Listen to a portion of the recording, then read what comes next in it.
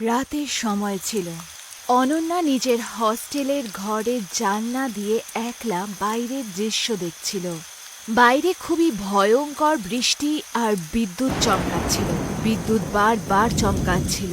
প্রত্যেকবার গড়গড় শব্দের আওয়াজে ওর কানে আসছে আর ওর হৃদয়ে কোনো শুকনো পাতার মতন কাঁপতে শুরু করে দেয়।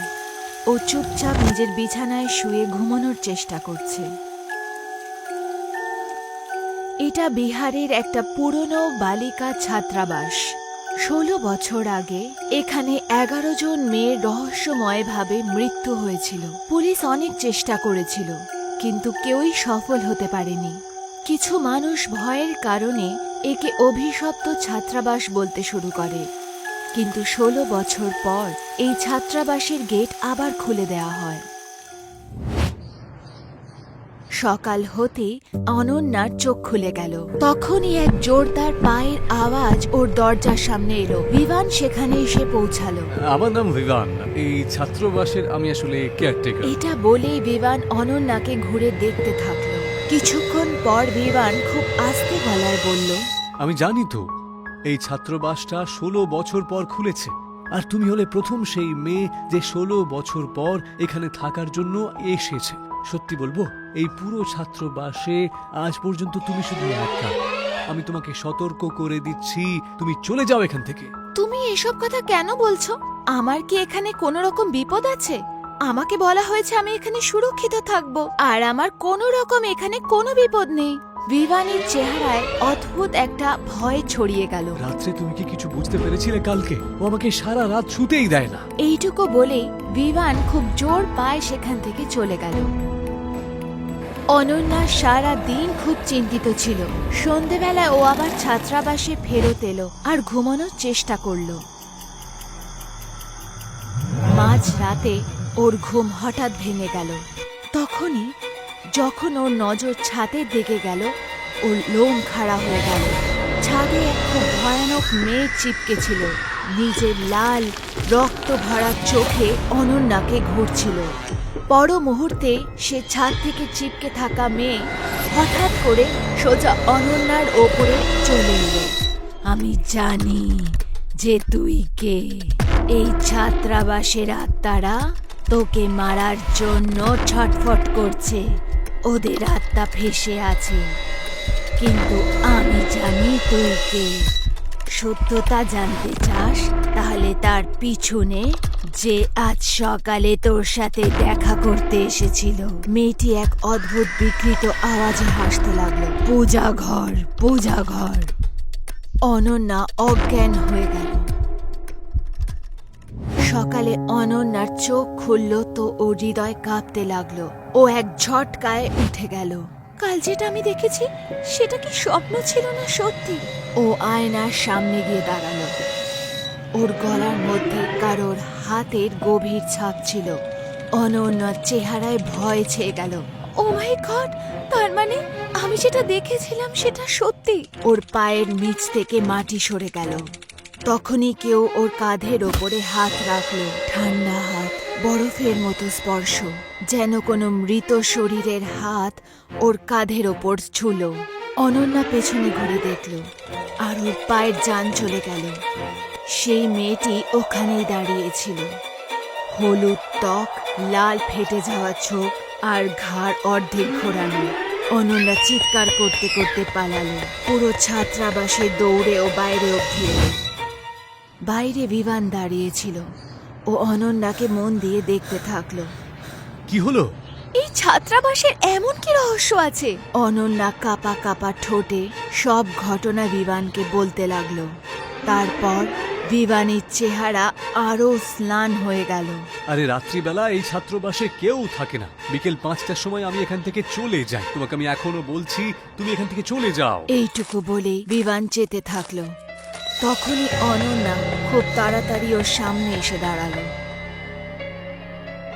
যখন এখানে এতই বিপদ, তুমি তাহলে এখানে কি করে জব করছো? ঠেলায় পড়ে আর্থিক অবস্থা খারাপ না হলে না, বা অন্য কোনো কাজ পেয়ে গেলে এই ছাত্রাবাসের দর্শন আমি করতাম না। বিভান দ্রুত পায়ে চলতে লাগলো। অনন্যার ওর ব্যবহার একটু বিচিত্র লাগলো, যেন ও কোনো বড় রহস্য লুকিয়ে রাখছে। অনন্যা স্কুটি স্টার্ট করলো আর চুপচাপ বিবানের পিছু নিল। কিছু দূর গিয়ে বিবান একটা শুনশান পুরনো ঘরে ঢুকল, যেটা একটা শান্ত বিরান ঘর মনে হচ্ছিল। ঘর বাইরে থেকে কোনো ভুলে যাওয়া স্মৃতির মতন মনে হচ্ছিল। উল্টো ছাদ, ধুল ভরা জালনা আর দেয়ালে স্মৃতির চিহ্ন। বিবান নিজের ঘরে গেল। অনন্যা জালনা দিয়ে চুপচাপ ওকে দেখতে থাকলো। বিবান আলমারিতে রাখা একটা পুরনো বই খুলল আর ওখান থেকে এক ছবি বার করলো। ওর চোখে ভয় ছেয়ে গেল। কিছুক্ষণ পর ওই বইটা ও আবার রেখে দিয়ে বাইরে চলে গেল। বিবানের যেতে অনন্যা ঘরে ঢুকলো। ও ওই ছবিটা দেখলো আর ওর চোখটা ভয় কেঁপে উঠল।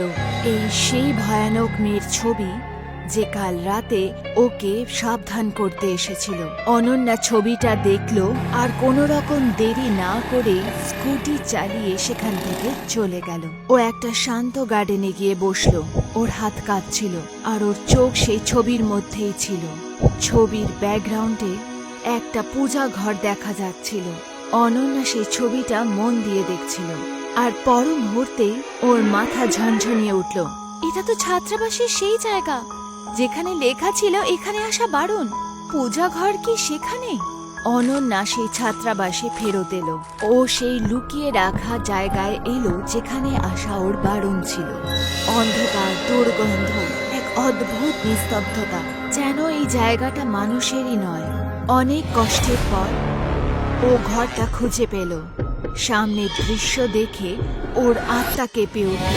ঘরের মধ্যে হাড়ের স্তূপ, সিঁদুরের মণ্ডল আর পুরনো তান্ত্রিক বিধির অবশেষ পড়েছিল। তখনই দৌড়াতে দৌড়াতে বিমান সেখানে এসে দাঁড়ালো। আমি দেখেছি তুমি আমার বাড়িতে ঢুকে ওই ফটোটা চুরি করে এনেছো। তোমার সাহস কি করে হলো? ওই ফটো আমাকে দিয়ে দাও। তুমি আমাকে এক অসহায় মেয়ে ভেবেছিলে। সত্যি কথা বলতে আমি একজন আন্ডার কভার পুলিশ এজেন্ট, যেটা 11 বছর আগে 11টি মেয়ে রহস্যময় মৃত্যুর কেস সলভ করতে এসেছি। এই ছাত্রাবাস আমারই আদেশে আবার খোলা হয়েছে। বিমান এক মুহূর্তের জন্য চুপ করে গেল। এখন বলো, এই মেয়েটার ছবি তোমার ঘরে কি করছিল?